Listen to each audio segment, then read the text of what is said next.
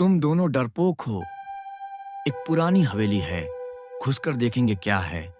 कुछ नहीं होता भूत वूत। नीलम, हम एडवेंचर के लिए आए हैं, लेकिन जरूरत से ज्यादा बहादुरी बेवकूफी है। मैं तो पहले ही मना कर रहा था। मुझे तो नाम सुनते ही सर्दी लगने लगी थी। छलावे की हवेली।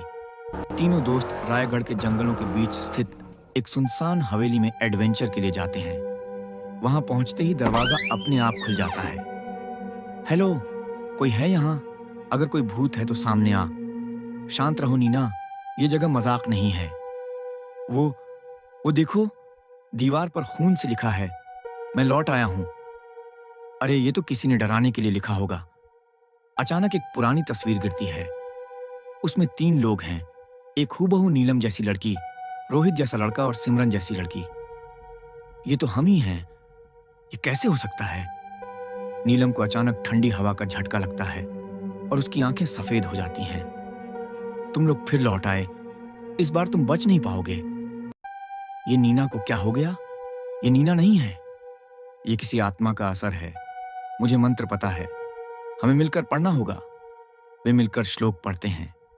नीना चीखती है और बेहोश हो जाती है। जब होश में आती है, उसे कुछ याद नहीं रहता। क्या क्या हुआ? मुझे कुछ याद नहीं। यह हवेली हमें दोबारा नहीं बुलाएगी। चलो यहां से निकलते हैं। अब कभी भी किसी सुनसान जगह एडवेंचर नहीं करूंगा, कसम से। वे तीनों भागते हैं और पीछे हवेली में एक काला साया हंसता है। हर 100 साल में मैं वापस आता हूं।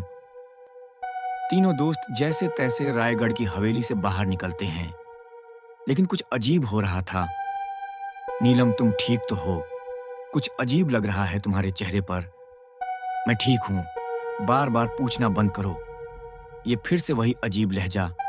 लगता है कुछ न कुछ बाकी है। रात को होटल के कमरे में नीलम आईने में खुद को देखती है, लेकिन आईने में उसकी जगह कोई और औरत खड़ी होती है, सड़ी हुई साड़ी में, बिना आंखों के। मैं अधूरी हूं, तुम मेरी देह बनोगी। नीलम चीख मारती है, लेकिन आवाज बाहर तक नहीं जाती। वह फिर से बेहोश हो जाती है। अगली सुबह। ये सब रुकने वाला नहीं है रोहित। हमें इस हवेली का इतिहास जानना पड़ेगा। वे स्थानीय पंडित से मिलते हैं। तुम लोगों ने बहुत बड़ी भूल की है। वो छलावा एक औरत की आत्मा है, रत्ना।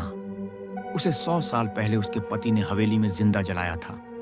तब से हर 100 साल में वह वापस आती है, एक लड़की की देह में समाने के लिए। मतलब अब वो नीलम को, अगर सूरज डूबने से पहले उसे मुक्त नहीं किया, तो नीलम हमेशा के लिए रत्ना बन जाएगी। वे तीनों दोबारा हवेली में लौटते हैं, इस बार रत्ना को मुक्त करने के लिए। नीलम के शरीर में फिर से आत्मा समा चुकी थी। हवेली के बीचों बीच अग्नि का गोला उठता है। तुम मुझे नहीं रोक सकते। ये शरीर अब मेरा है। तू जो भी है, तुझे शांति चाहिए ना, तो इसे नीलम से छीन कर नहीं मिलेगी। सिमरन रत्ना की जलती हुई तस्वीर को हवेली के मंदिर में रखकर पूजा करती है। रोहित शंख बजाता है। रत्ना की आत्मा चिल्लाती है, एक जोरदार चीख, और सब कुछ शांत। सिमरन, रोहित, क्या हुआ? तू बच गई। हमने उसे मुक्त कर दिया। तीनों वहां से निकलते हैं, लेकिन जैसे ही कैमरा पीछे घूमता है, हवेली की दीवार पर लिखा मिलता है, 3 महीने बीत जाते हैं। नीलम अब पहले की तरह हंसने बोलने लगी है। लेकिन एक रात, नहीं मत जलाओ मुझे, मैं रत्ना नहीं हूं। सिमरन और रोहित दौड़कर उसके कमरे में आते हैं। फिर वही सपना। मैं हर रात एक अंधेरी जगह में खुद को जलते हुए देखती हूं।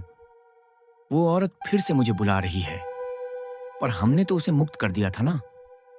शायद हमसे कोई भूल रह गई। सिमरन पुरानी लाइब्रेरी में रत्ना की कहानी की एक और फाइल निकालती है। उसमें एक अधूरी लाइन होती है, रत्ना की आत्मा तभी मुक्त होगी जब उसकी अधूरी चिता पूरी जलाई जाएगी। हमने उसकी आत्मा शांत की थी, मुक्त नहीं।